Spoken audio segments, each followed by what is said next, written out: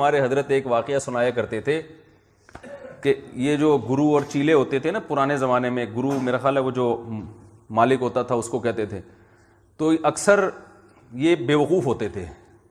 ہمارے حضرت یہ واقعہ اس پہ سنایا کرتے تھے کہ معذرت بے وقوفوں کے پاس پیسہ زیادہ ہوتا ہے.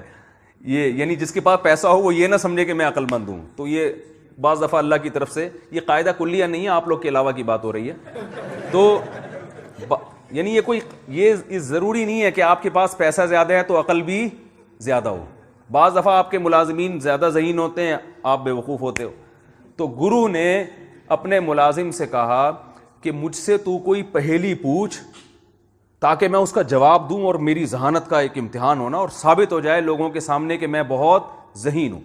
لیکن پھر اس کو یہ بھی کہہ دیا ایسی پہیلی پوچھنا جس کا جواب میں دے سکوں. اگر مجھے اس کا جواب نہیں آیا تو میں تجھے